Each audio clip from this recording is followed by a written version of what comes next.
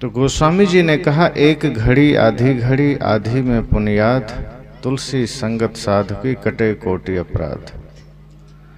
उन्होंने कहा सत्संग का तो आधी घड़ी, एक नहीं तो आधी, आधी नहीं तो आधी में भी आधी मिल जाए तो जीवन के लिए समझना कि बहुत कल्याण की बात हो गई, करोड़ों अपराध कट जाते हैं। संसार का क्षेत्र है जहां हमसे अपराध होते हैं, व्यवहार का क्षेत्र है जहां हमसे त्रुटियां होती है, और ये स्वाभाविक है कि जहां भी हम होते हैं, घर में, परिवार में, समाज में, हमसे भूलें होना स्वाभाविक है।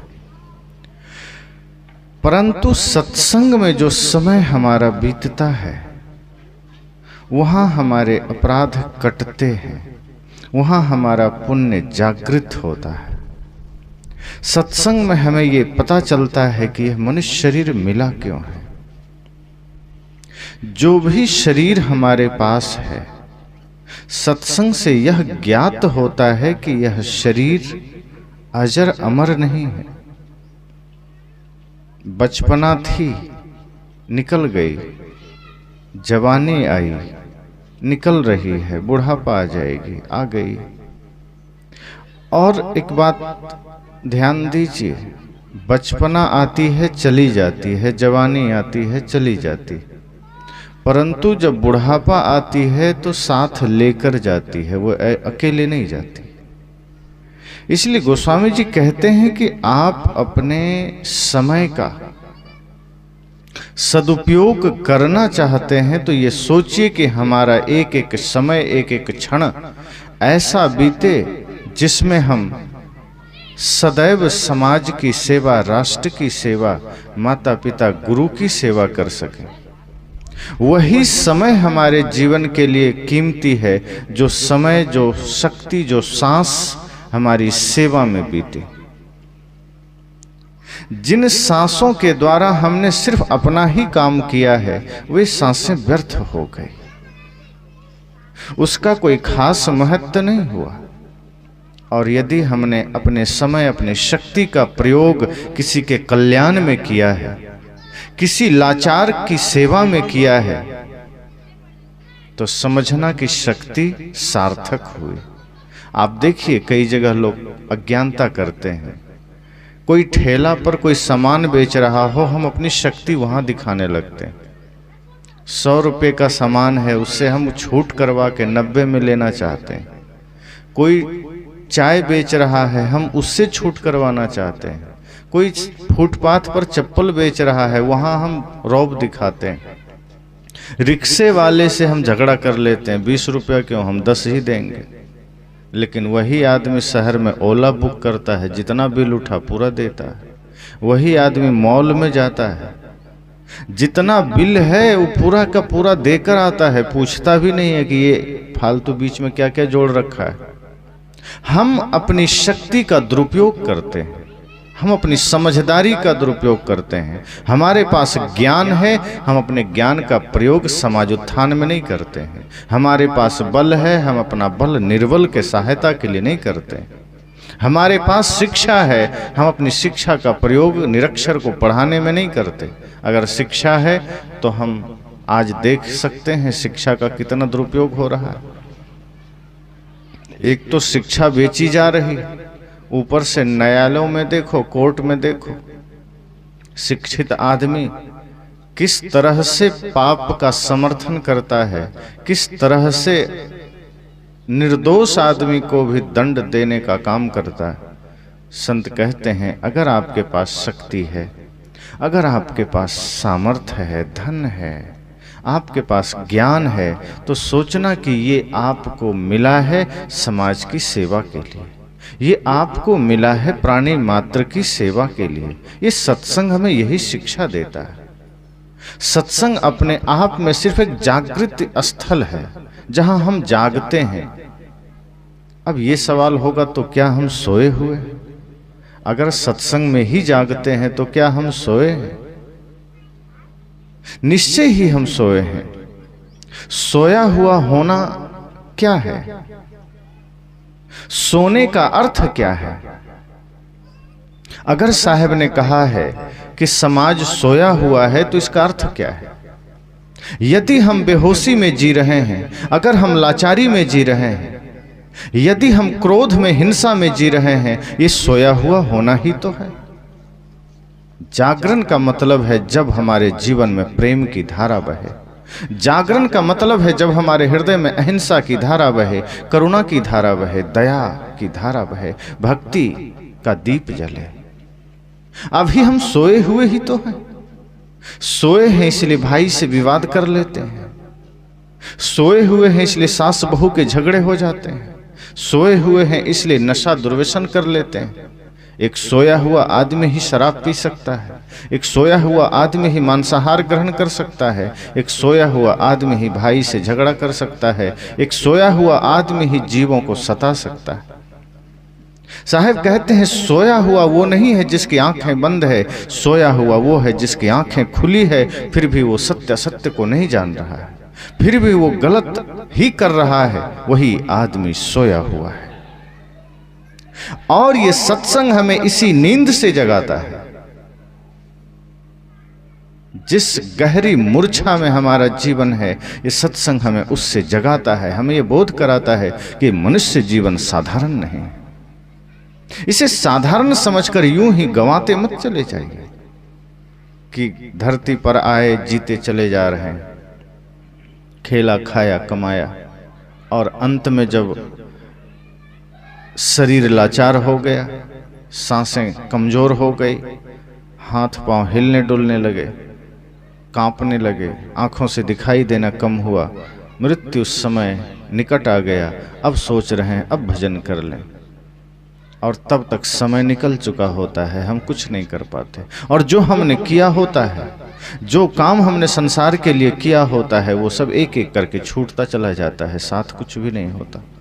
न पुत्र साथ होता है, न धन साथ होता है, न रिश्ते, न नाते, न घर, न मकान, न जमीन, सब जहां के तहां खड़ा है। उस वक्त हमें लगता है कि हमने किया क्या। जन्म सब धोखे में खोए दियो, फिर तब एहसास होता है कि जन्म तो धोखे में चला गया। जो कमाई करनी थी वो कमाया ही नहीं, जो धन कमाना था वो कमाया ही नहीं। वो धन कमाया जो हमारे साथ जा नहीं सकता। ना ये सांसारिक पद साथ जा सकते हैं, ना धन साथ जा सकते हैं। धन का उपयोग इतना है कि हम अपने भौतिक जीवन की सारी व्यवस्था कर सकते हैं। धन का उपयोग इतना है कि हम अच्छे कपड़े पहन सकते हैं। धन का उपयोग इतना है कि हम बढ़िया भोजन ले सकते हैं, यात्रा कर सकते हैं, जरूरी है। बढ़िया घर बनाइए, बढ़िया कपड़े पहनिए, जरूरी है। लेकिन साहब कहते हैं ये सिर्फ शरीर तक। मीराबाई ने जब महल का त्याग किया, जब तक वो महल में थी उनके पास कमी थी।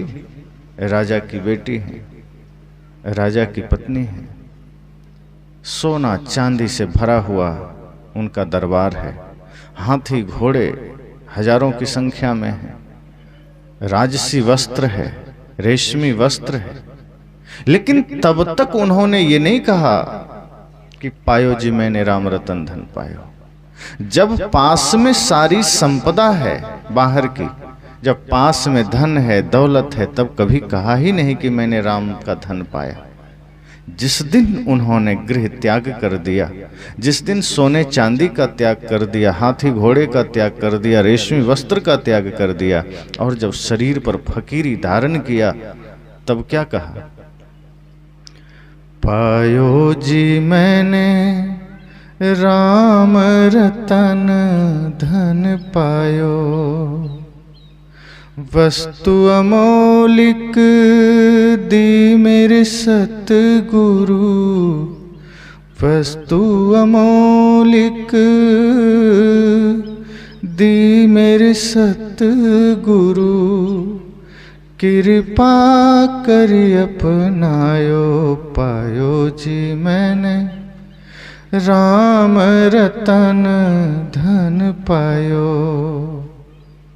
तब मीरा ने कहा कि अब मैंने राम का धन पाया। क्यों? उन्होंने कहा कि जो धन अब तक मेरे पास था उसका संबंध हमारे शरीर से है, और शरीर सबका नश्वर है, ये अस्थाई नहीं है।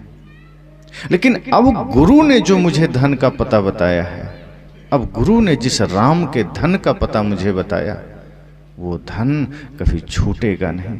खर्चे नहीं कोई चोर न लूटे, दिन दिन बढ़त सबायो।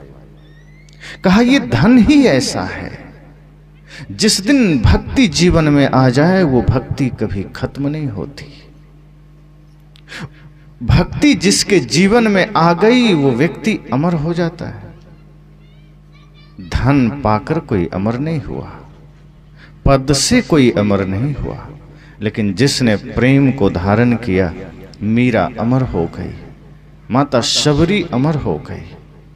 तो जो जा सकता है साथ, वो धन भक्ति का है, वो प्रेम का है। हम सब कुछ करते हैं जीवन में, भक्ति के लिए कुछ नहीं करते, प्रेम के लिए कुछ नहीं करते। सदैव जीवन में घृणा है, नफरत।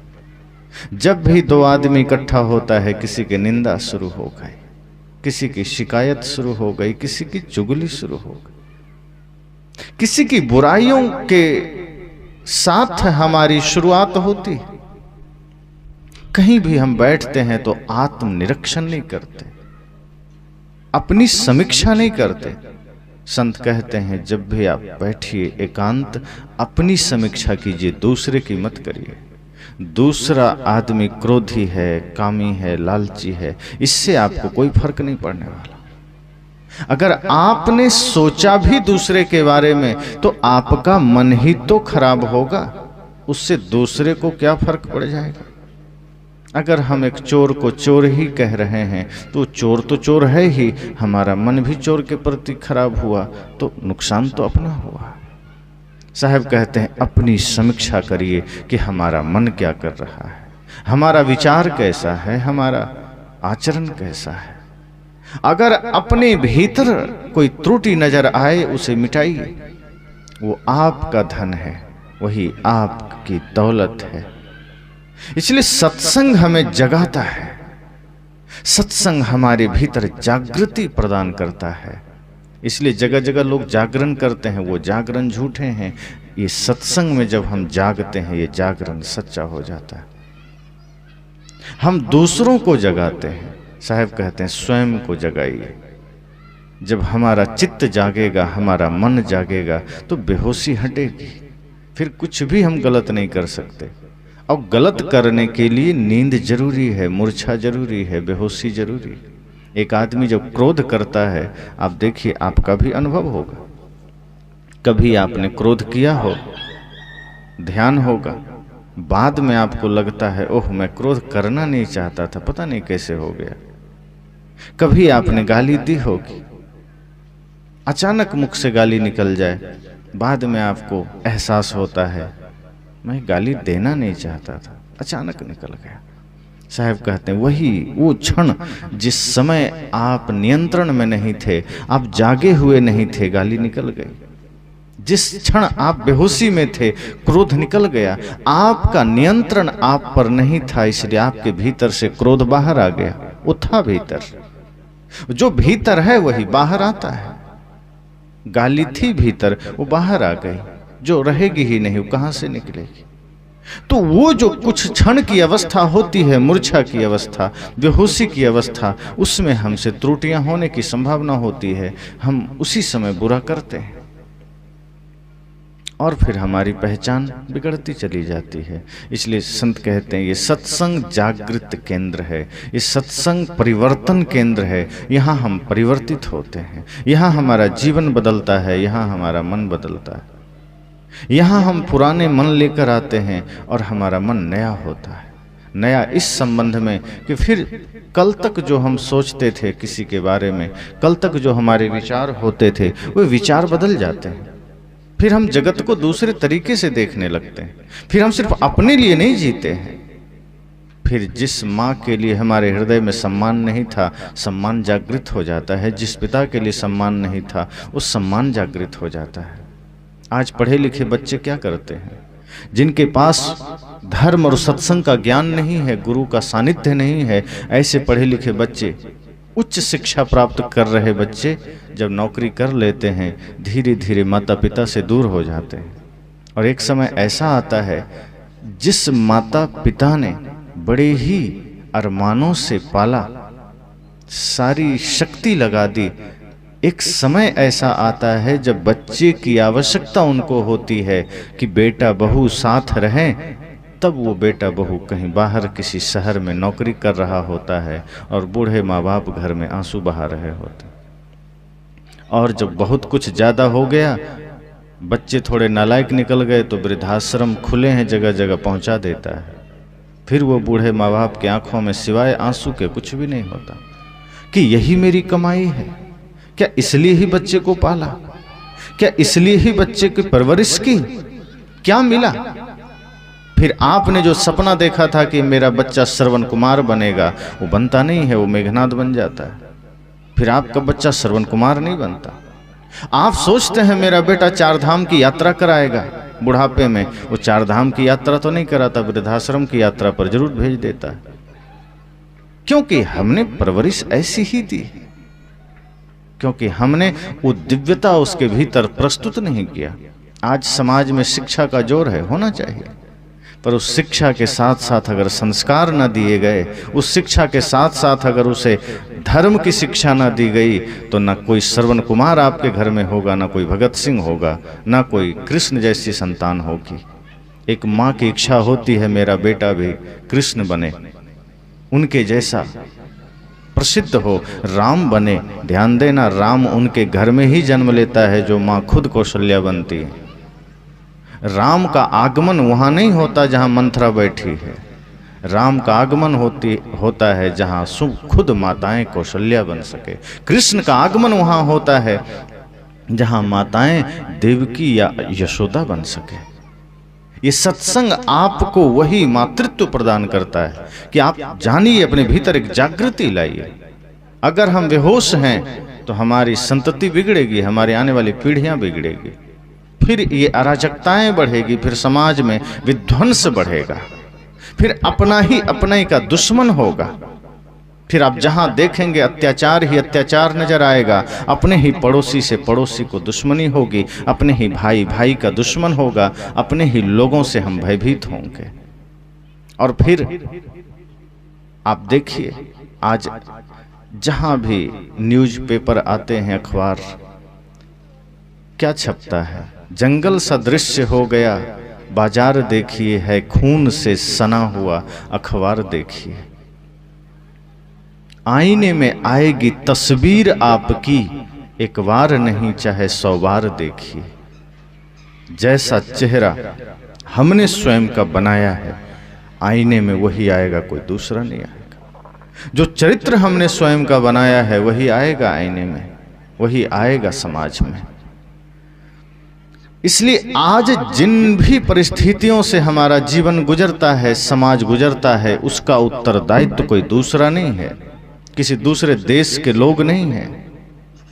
हम सत्संग में जाते भी हैं तो ऐसे जैसे मन यहाँ नहीं होता, तन यहाँ होता है, मन कहीं और होता है।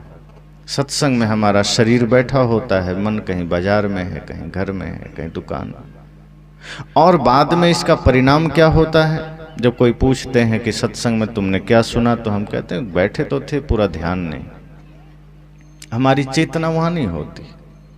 संत कहते हैं सत्संग में आप थोड़ा ही बैठिए, कोई बात नहीं, पर कोशिश कीजिए कि सत्संग आपके भीतर पूरा बैठ सके। सत्संग में हम तो बैठते हैं, सत्संग हमारे भीतर नहीं बैठता। और जहाँ हम होते हैं वहाँ से निकलते ही सत्संग वहीं छूट जाता है। इसलिए अक्सर संतजन कहते हैं सत्संग को साथ लेके चलिए। सत्संग सिर्फ पंडालों में नहीं हुआ करते, सत्संग घर में भी हो सकता है, खेत में भी हो सकता है, बाजार में हो सकता है, विद्यालय में हो सकता है, ऑफिस में हो सकता है। और वो सत्संग का अर्थ ये होता है कि जब सत्संग हमारे मन में, हमारे कर्म में उतर जाए तो हर जगह सत्संग होता है, हर जगह पूजा हो जाती है। इसलिए सत्संग हमें जगाता है, सोया हुआ मन जागृत करता है सत्संग, हमें नींद से जगाता है कि उठो, किस नींद में सो रहे हो, अपने को पहचानो, सब में परमात्मा को देखो, अपनी जिम्मेदारी को पहचानो। हम अपनी जिम्मेदारियों से भागते चले जाते हैं। हमारी कल्पनाएं ही ऐसी होती है जिसमें मैं और मैं और मैं, बस और कोई नहीं। कि हम कैसे अपने आप को निर्मित कर सकें, हम कैसे एक बहुत बड़ा समृद्ध संसार खड़ा कर सकें, हम कैसे एक बढ़िया घर बना सकें, कपड़े गाड़ी ले सकें, एक घर बसा सकें। इसके अतिरिक्त हमारे भीतर कोई ख्याल नहीं होता कि हम राष्ट्र सेवा में भी अपना समर्पण दे सकें, राष्ट्र सेवा में भी हम अपना समय दे सकें, माता पिता गुरु की सेवा में भी हम अपना समय दे सकें। ये ख्याल हमारे मन मस्तिष्क में नहीं होता। आप सीखिए अपने उन महापुरुषों से जिन्होंने अपनी पूरी चेतना संसार के उत्थान के लिए लगा दिया। अगर आप पुरुष हैं, आप उन महापुरुषों से सीखिए जिन्होंने अपनी पूरी तपस्या संसार के लिए की। उन शहीदों से सीखिए जिन्होंने देश की आजादी के लिए स्वयं को शहीद कर दिया। उन वीरांगनाओं से सीखिए जिन्होंने स्वयं को, अपने आप को देश के लिए न्यौछावर कर दिया। लेकिन हम इतने बेहोश होते हैं कि हमें कुछ पता ही नहीं होता कि धर्म क्या है। धर्म को हमने बाहरी चिन्ह समझा कि तिलक लगा लिया हम धार्मिक हो गए, कि माला पहन लिया हम धार्मिक हो गए, कि कोई लाल पीले वस्त्र ओढ़ लिए हम धार्मिक हो गए, कि राम नाम की चादर ओढ़ लिए धार्मिक हो गए, किसी मंदिर में 1 घंटे बैठ लिए हम धार्मिक हो गए। हमारा धार्मिक होना ऐसा ही है जैसे आपने कथा सुनी है, एक रंगा सियार था, वो गलती से नीले टब में गिर गया था। धोबी के घर वो कपड़े रंगने के लिए रखा था, तो रंग नीला था, गिर गया। वो जब बाहर आया, किसी तालाब में देखा उसका कलर नीला, तो वो चालाक तो होता ही है, उस सबसे कहा। लोग भी घबराए, जितने जानवर थे वो भी डरने लगे कि सब तो एक जैसे हैं, सबको हमने जाना है, पहचाना है, ये नीला जानवर हमारे बीच कौन आ गया भाई, ये है कौन? सब लोग खौफ खाने लगे, और वो भी चालाक आदमी, उसने कहा भगवान ने मुझे भेजा है तुम सब पर राज करने के लिए, तुम्हारा नया राजा मैं हूँ। अब शेर भी घबराया, कहीं भगवान ने सच में भेजा हो और बीच में हम कुछ इधर उधर करें तो भगवान से कौन दुश्मनी ले। उसने भी हाथ जोड़ा, ठीक है तुम ही राजा, स्वीकार कर लिया। अब वो चालाक आदमी सब पर शासन करने लगा। सियार भी घबराए, सब जानवर घबराने लगे, भेड़िया घबराया, लकड़बग्घा, शेर, बाघ, हाथी सब नमन करता, और ये मौज में रहने लगा। चुपचाप बैठा, मौज मस्ती में दिन गुजरने लगा। शेर धीरे से सोचा कि ये आदमी, ये जो राजा बनकर हमारे बीच आया है, इसका आकार प्रकार और शकल तो भेड़िया सियार से मिलता है, इस सियार जैसा ही दिखता है, फिर ये अलग कैसे हो गया, इसका कलर नीला कैसे हो गया? कोई तो बात होगी। और सियारों को भी लगे, क्योंकि अपने ही बीच कोई आदमी नेता बन जाए तो दूसरे को कई बार ईर्ष्या होती है कि हम यहीं रह गए, पड़ोसी नेता बन गया, तो कई बार पड़ोसी ही पड़ोसी का टांग खींचने में आगे हो जाता है। और अपने देश की तो ये परंपरा है कि हमारे देश में टांग खींचना आम बात है। आप सफल हो रहे हैं, आपका ही घर का आदमी, पड़ोस का आदमी, गांव का आदमी आपके टांग खींचने के लिए सबसे आगे खड़ा होगा ताकि आप सफल ना हो जाएं। एक बार अमेरिका में केकड़ा प्रतियोगिता हुआ, सभी देश के बढ़िया बढ़िया केकड़े मंगाए गए कि कौन सबसे बढ़िया है, उसकी प्रतियोगिता थी। तो सब देश का अलग अलग केकड़ा टोकरी में रखा गया, और भारत से भी एक आदमी केकड़ा लेकर पहुंचा अमेरिका। तो जितने देश के केकड़े आए थे उन सभी टोकरियों में ढक्कन लगे थे कि कहीं केकड़ा बाहर ना आ जाए। उसके जो पैर होते हैं बड़े नुकीले होते हैं, किसी को पकड़ लिया तो झूठ मूठ के नुकसान हो जाएगा। भारत से जो केकड़ा लेकर आदमी गया था उसने टोकरी का ढक्कन लगाया नहीं था। अब बार बार लोग कहे, अरे भैया तुम तो टोकरी का ढक्कन लगा दो, बाहर आ जाएगा, भीड़ है, किसी के ऊपर चढ़ गया तो झूठ मूठ के उसके नाखून लग जाएंगे। जो आदमी लेकर गया था कहा आप चिंता ना करें, भारत से जो केकड़े हम लेकर आए हैं ये कभी टोकरी से बाहर नहीं आएंगे। कहा क्यों, तुम इतने कॉन्फिडेंस से कैसे कह सकते हो? कहा ही मेरा विश्वास करो, हमारा केकड़ा है, हम जानते हैं इसके बारे में, हम रग रग से वाकिफ हैं, ये कभी बाहर आएगा ही नहीं। दूसरे देश के लोगों ने कहा अरे फिर भी तुम थोड़ी सावधानी तो बरतो, ढक्कन लगा दो, क्या दिक्कत है। उसने कहा ध्यान से देखो, एक केकड़ा ऊपर चढ़ रहा है, दूसरा टांग खींच रहा है, वो चढ़ने ही नहीं देगा। हमारे भारत के लोग टांग खींचने में आगे हैं, गोल्ड मेडलिस्ट हैं, और इसलिए मैं विश्वास के साथ कहता हूं कि हमारा केकड़ा कभी बाहर नहीं आएगा। तुम देखो हर कोने से एक केकड़ा ऊपर चढ़ना चाह रहा है और दूसरा उसको खींच के नीचे कर दे रहा है। इसलिए निश्चिंत रहो, कोई केकड़ा बाहर नहीं आएगा। और भारत कबड्डी में गोल्ड मेडल सबसे पहले जीतता है, टांग खींचने वाला खेल है ना, तो कबड्डी में टांग खींचने में भारत आगे है। पड़ोसी सफल हो रहा है, हम टांग खींचना चाहते हैं। कोई आगे बढ़ना चाहता है, हम उसकी टांग खींचना चाहते हैं। कोई तरक्की करना चाहता है, हम टांग खींचना चाहते हैं।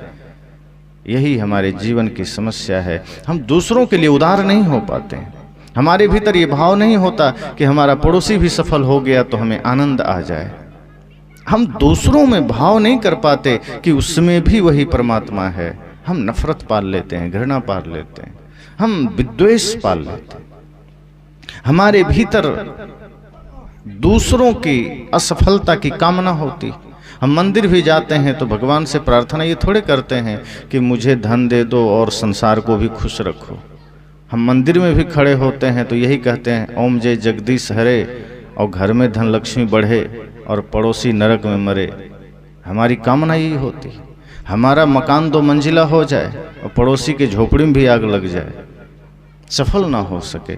संत कहते हैं जब आपकी प्रार्थनाओं में भी इस तरह विकार भरा होगा, आपकी पूजा भी विकार युक्त होगा, आपका सत्संग भी इन्हीं छल कपट से भरा होगा, फिर आप सत्संग क्या करेंगे।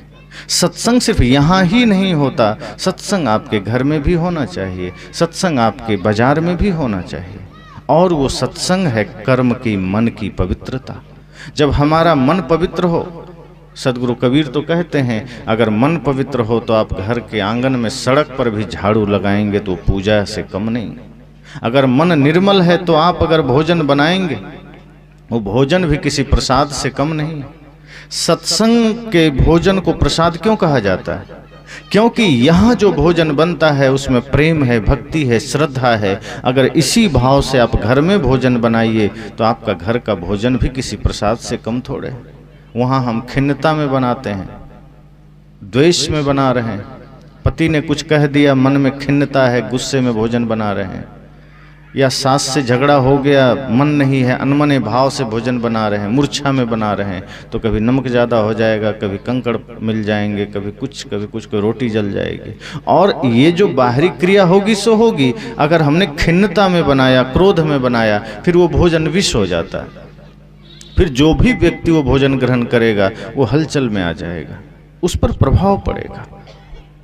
इसलिए जब त्योहारों में भोजन बनता है या लोग भगवान के लिए, मंदिर के लिए भोजन बनाते हैं, बड़ी भक्ति से, बड़ी श्रद्धा से बनाते हैं कि हम परमात्मा के लिए बना रहे हैं। साहब कहते हैं सत्संग आपको इतना जागृत करता है कि आप अपने पति, अपने ससुर, अपने पिता, अपने माता के लिए भोजन बनाइए, अपने परिवारजनों के लिए बनाइए, इतनी ही भाव से बनाइए कि आपका वो भोजन भी प्रसाद बन सके।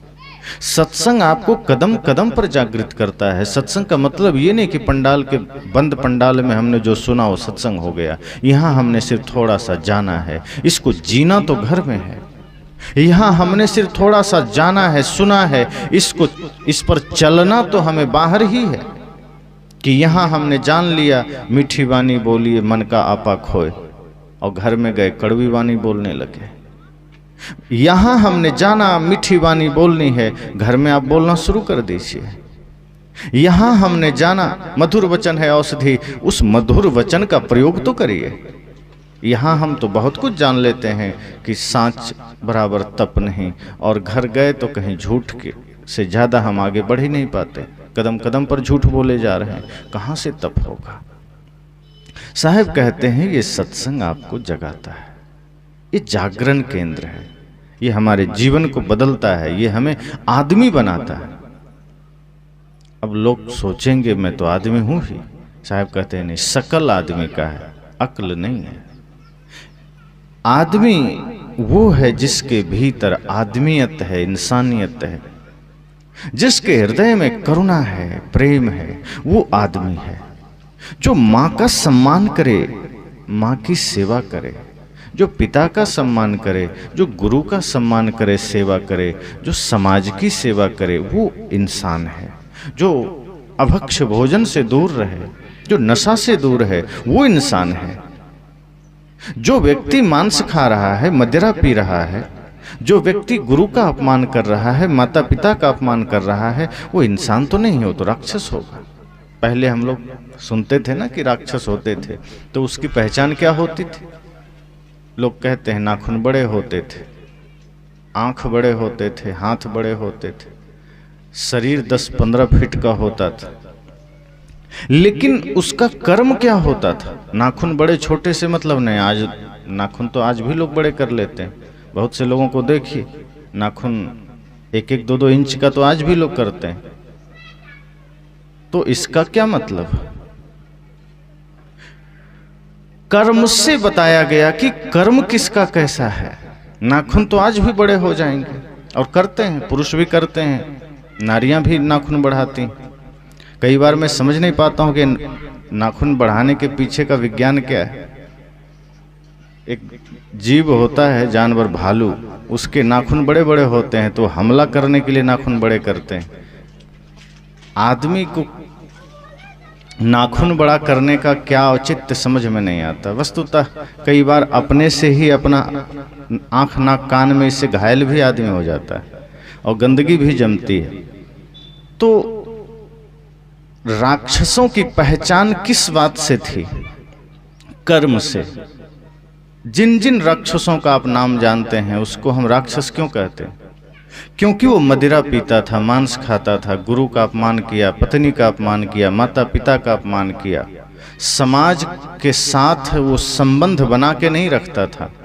जहां यज्ञ हो, यज्ञ विध्वंस कर दे, धर्म का विरोध करे, उसे हमने राक्षस कहा। सोचो, जो काम आज इंसान वही करे, वही काम करे, मदिरा पिए, मांसाहार करे, माता पिता गुरु का अपमान करे, तो क्या है? राक्षस नहीं है क्या? व्यक्ति शकल से नहीं, कर्म से राक्षस बनता है। अपने कर्म से ही कोई देवता बनता है, अपने कर्म से ही कोई राक्षस बनता है, अपने कर्म से ही कोई देवी बनती है, अपने कर्म से ही कोई दानवी बनती। अगर कर्म बढ़िया हो तो इन्हीं नारियों में कोई मदालसा बन जाती है, कोई मीरा बन जाती है, कोई लक्ष्मीबाई बन जाती है, कोई माता सीता बन जाती है। कर्म बिगड़ जाए तो इसी में कोई शूर्पणखा है, इसी में कोई मंथरा है, इसी में कोई पूतना है, ताड़का है, हिडम्बा है। कर्म बढ़िया है तो इसी में कोई राम है, कृष्ण है, बुद्ध है, महावीर है, कबीर है, नानक है। कर्म बिगड़ गया तो इसी में कोई रावण, कौरव, कंस है। इसलिए सत्संग हमें जागृत करता है। सत्संग सिर्फ मस्तिष्क में घुमाने वाला शब्द नहीं है, सत्संग आचरण में उतारने वाला दर्शन है कि आप घर में भी रहें तो घर में सत्संग कर सकें, आपका घर मंदिर बन सके। हम बाहर मंदिर बना लेते हैं, घर हमारा कबाड़खाना बना होता है। बाहर के मंदिर की सफाई हमने की है, हमारा मन गंदा है, हमारा जीवन गंदा है, हमारा भोजन गंदा है, शरीर है कबाड़खाना, और बाहर हमने बना दिया मंदिर। तो जो कबाड़खाना स्वयं शरीर को जिसने बना लिया, उस शरीर में देवत्व का निवास कहाँ से होगा? उस शरीर में परमात्मा का निवास कहाँ से होगा? उसमें तो आसुरी शक्ति ही बैठेगी। और जिस शरीर में, जिस हृदय में आसुरी शक्ति का निवास है, वहाँ से प्रेम प्रकट नहीं हो सकता, वहां से इंसानियत का जन्म नहीं हो सकता, वहां से माता पिता गुरु के लिए सम्मान के भाव नहीं जग सकते। फिर वो आदमी वही करेगा जो कभी राक्षस किया करते थे। फिर हमारी यात्रा संसार की ओर होगी, हमारी यात्रा स्वार्थ की ओर होगी, परमार्थ की ओर तो नहीं होगी। फिर हमारे जीवन के झगड़े नहीं मिटेंगे, फिर हमारे झगड़े पड़ोसियों से चलते रहेंगे, सास बहू के झगड़े चलते रहेंगे, भाई भाई के झगड़े चलते रहेंगे। फिर हमारे जीवन में कोई परिवर्तन नहीं आएगा। इसलिए हम सबको यह सोचना है कि सत्संग हमें जगाता है। सत्संग हम करते ही इसलिए कि हम जाग सके।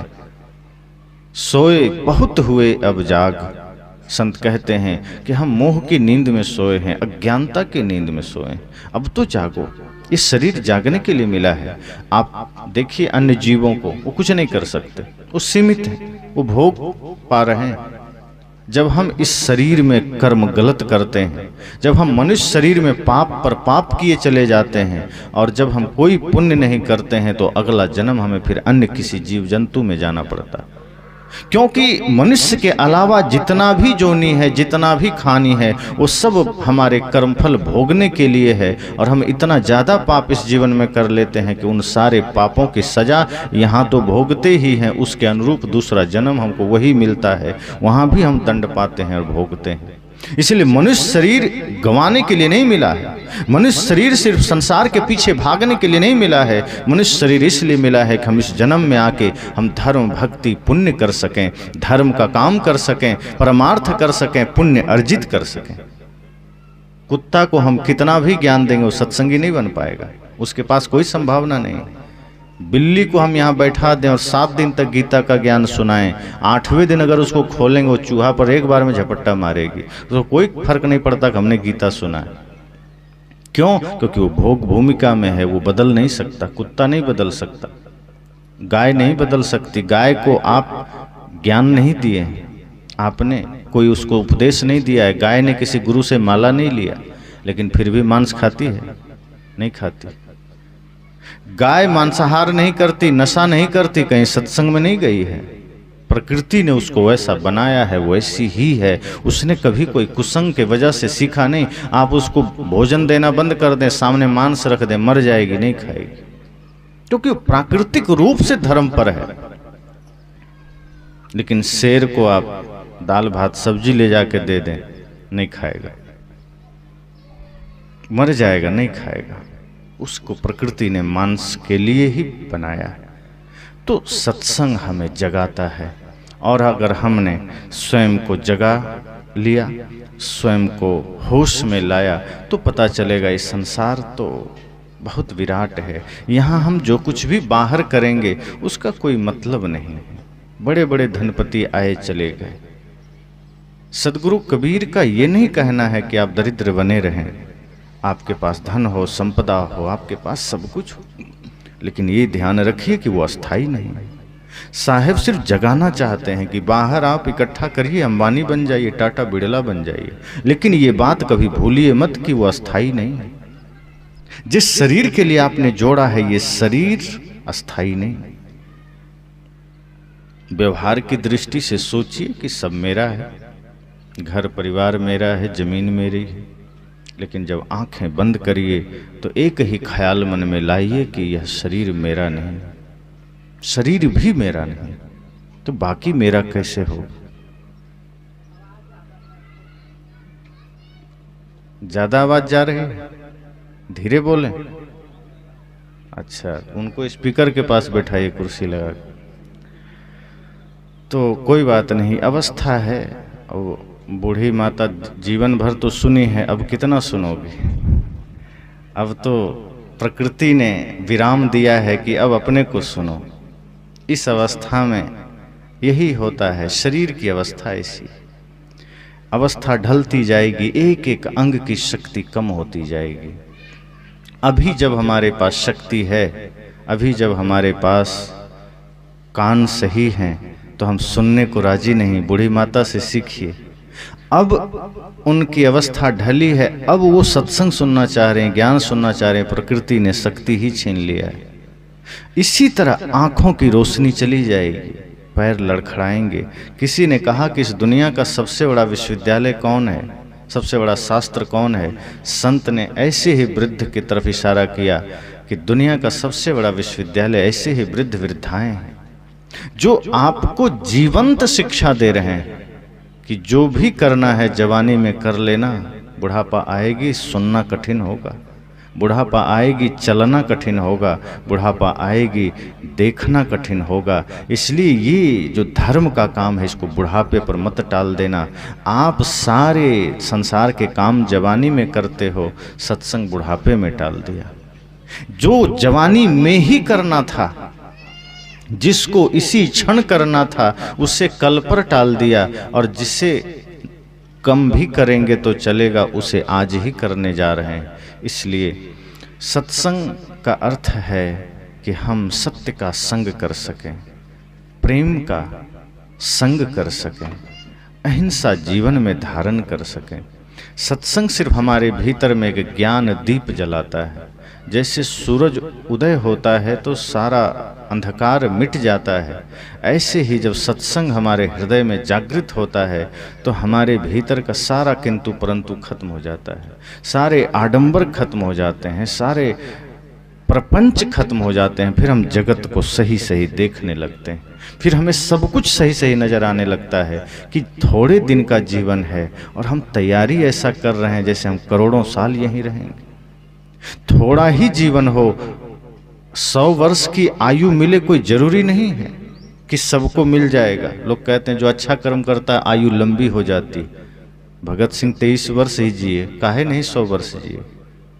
खुदीराम बोस 14 वर्ष ही जिए, उधम सिंह 19 वर्ष ही जिए, विवेकानंद जी कम ही समय जिए, लक्ष्मीबाई 30 साल ही जिए। कर्म से कोई मतलब नहीं है, आप कितना तत्पर हैं। अगर आपके भीतर तत्परता है, आपके भीतर लगन है, तो आप 20 साल की आयु को भी अजर अमर बना सकते हैं। तत्परता नहीं है, बेहोशी है, तो 100 साल की भी आयु मिल जाएगी, पड़ोसी को पता नहीं चलेगा कि बगल में कोई रहता था, आपके नामो निशान खत्म हो जाएंगे। इसलिए जीवन उम्र से नहीं गिना करते, कर्म से गिना करते हैं कि हमने अपने जीवन में कर्म कैसा किया है, हमने अपने जीवन में कर्तव्य कैसा किया है। अगर हमने अपने जीवन में कुछ अच्छे काम किए हैं तो आपको किसी को बताना नहीं पड़ेगा, दुनिया जान लेगी। कहीं किसी मरुस्थल में गुलाब खिल जाए तो गुलाब को निमंत्रण कार्ड नहीं बांटना पड़ता है, भौरे खुद पहुंच जाते हैं उसके पास खोजते खोजते। अगर हमने कुछ शुभ काम किए हैं, हमने कुछ परमार्थ किए हैं, तो आपकी खुशबू खुद वातावरण में तैरने लगती है, लोग आपको जानने लगते हैं।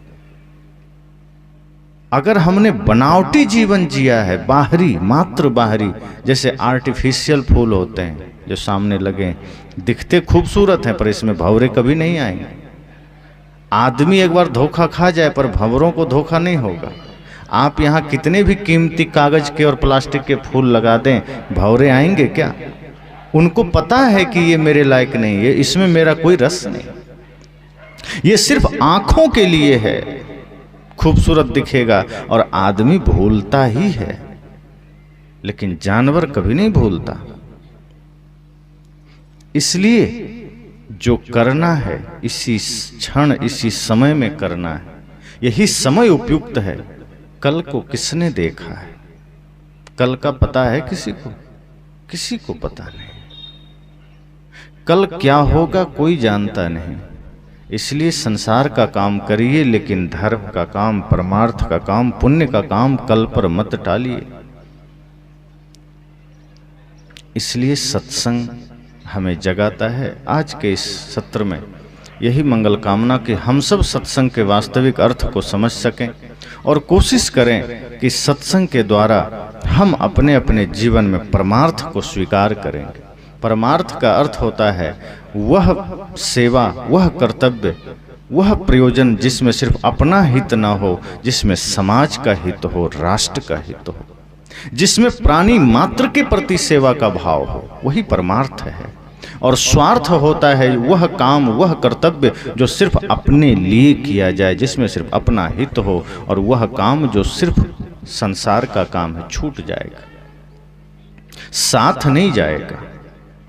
संग चले सोई धन है संतो, छूट जाए सोई माया। करो तैयारी ऐसे धन की जो नहीं होए पराया। तो बहुत बहुत शुभकामनाएं आप सबको, और सदैव होश हमारे जीवन में बना रहे। होश सत्संग की पहली शर्त है, सजगता पहली शर्त है। होश कहिए, सजगता कहिए, एकाग्रता कहिए, जागरण कहिए, इस सत्संग की पहली शर्त है कि हम थोड़ा ही बैठें, जागृत होकर बैठें, हम थोड़ा ही बैठें, पूर्ण होश में बैठें। और ये होश अगर हमें 24 घंटे प्राप्त हो गया तो समझना जीवन में विजयी हो गए, फिर कोई हमें हरा नहीं सकता। फिर आदमी जो हम सुनते हैं संतों के बारे में, फिर कि बुद्ध रास्ते में जा रहे हैं, किसी ने गाली भी दे दिया तो बुद्ध मुस्कुरा देते हैं, फिर वो अवस्था हमारी आ जाएगी। फिर वो दिव्यता हमारे पास आ जाएगी कि दुनिया कुछ भी कहे, हम अपनी मस्ती में, अपने आनंद में होंगे और हम भी सुखी रहेंगे, दूसरों को भी सुख दे सकेंगे। तो सत्य हमारा धर्म हो, अहिंसा हमारा धर्म हो, प्रेम हमारा जीवन हो, इससे बड़ा कुछ भी नहीं। बाकी जो भी है वो सिर्फ क्षणिक है। आज है, कब वो छूट जाए कोई पता नहीं। आप सब आज इंटरनेट का ज़माना है, मोबाइल पर देखते हैं, बड़े बड़े धनपति क्षण भर में राख हो जाते हैं, आगे कोई नाम लेने वाला नहीं होता। बेटा भी उसको दर्शन करने को तैयार नहीं। सहारा कंपनी के जो अभी हेड थे, चेयरमैन, कितना नाम कमाया, लेकिन ऐसी स्थिति आई कि बेटा लंदन से आया नहीं दर्शन करने। यही अवस्था होती है। लेकिन जिसने धर्म का धन कमाया है, जिसने भक्ति का धन कमाया है, अगर उसका अंतिम समय भी आ जाए तो लाखों भीड़ पीछे खड़ी हो जाती है अंतिम दर्शन के लिए, क्योंकि हमने वो धन कमाया है जो धन पूरे समाज के लिए, राष्ट्र के लिए उपयोगी होता है, और जो धन कोई लूट नहीं सकता, बांट नहीं सकता। वो भक्ति का, प्रेम का धन है। बाहर का धन आपने कमाया, जमा किया, सब लूट जाता है, बंट जाता है। उसका उपयोग सिर्फ शरीर के लिए रखिए। धन का लक्ष्य सिर्फ सुविधाओं के लिए रखिए कि हमें बढ़िया घर मिल जाए, बढ़िया कपड़े मिल जाए, गाड़ी मिल जाए, सुविधाएं रखिए। धन अधिक है, सेवा करिए, लेकिन अंत में ये ख्याल बना रहे कि अभी मुझे वो धन कमाना है जो मेरा साथ कभी छोड़ेगा नहीं।